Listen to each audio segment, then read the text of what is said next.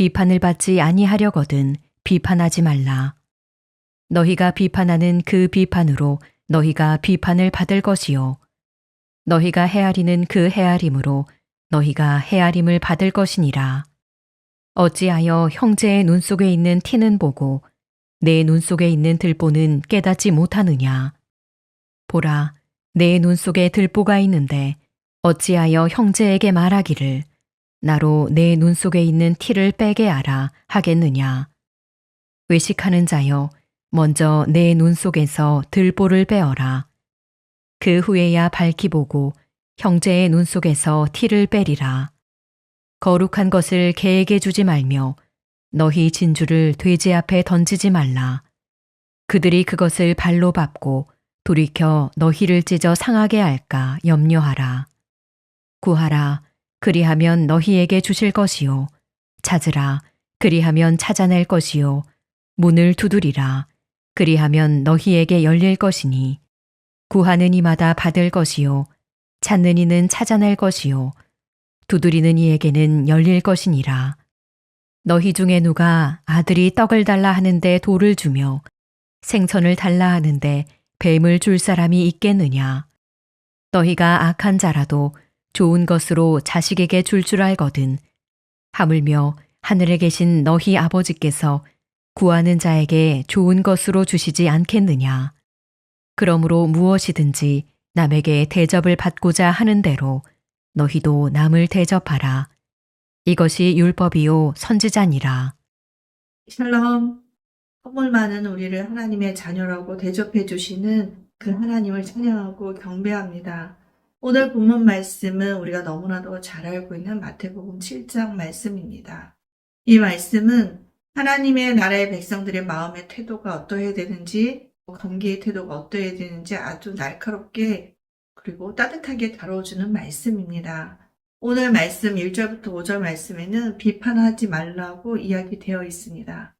판단의 자리에서 내려오라고 하는 부르심입니다.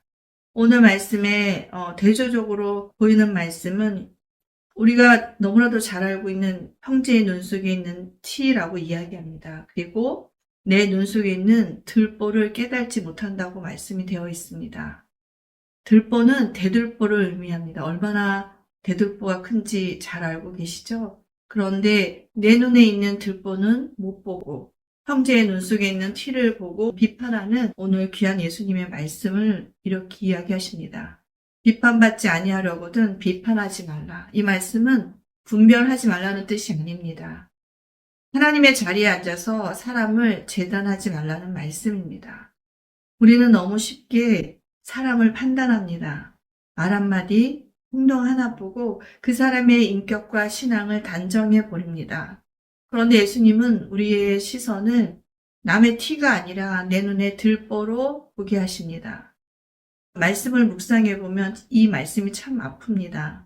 나는 다른 사람의 부족함에도 그렇게 예민하면서 정작 내 안의 교만과 상처, 습관적인 죄들에는 둔감하지 않았는지 주님이 이렇게 말씀하시는 것 같습니다. 내가 고쳐야 할 첫 번째 사람은 바로 너 자신이다.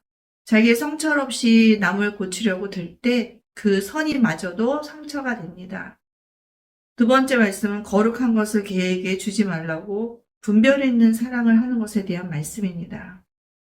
갑자기 분위기가 바뀌는 것처럼 보이지만 비판하지 말라고 하시더니 이제는 분별하라고 하십니다. 이 말씀은 사람을 멸시하라는 말씀이 아니고 하나님의 진리와 은혜를 아무 준비 없이 던지듯 전하지 말라는 경고입니다. 사랑에도 지혜가 필요합니다. 말씀은 귀한 것이고 거룩한 것입니다. 상대의 마음이 닫혀 있는데도 내 의를 드러내듯 던지는 말은 오히려 하나님의 말씀을 짓밟을 수 있습니다. 우리는 때때로 사랑이라는 이름으로 무기처럼 말씀을 사용할 때가 있습니다.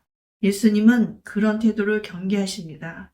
사람을 판단하지 말라고 분별하라고 하신 뒤에 예수님의 시선은 사람에게서 하나님께로 돌립니다. 구하라, 그리하면 너에게 주실 것이요. 상황을 해석하려 애쓰기 전에 먼저 하나님께 구하라고 하는 것입니다. 우리가 기도하지 않으면서 우리는 결국 홍단자가 되거나 실망한 사람이 됩니다. 하지만 우리가 기도의 자리에 있으면 우리는 하나님의 자녀의 자리에 머무르게 됩니다. 하나님은 우리를 외면하시는 아버지가 아니라 좋은 것을 주시는 아버지이십니다. 그리고 우리가 주저하고 구하는 것보다 하나님은 더 크게, 더 가깝게 우리에게 더 많은 것을 주길 원하십니다.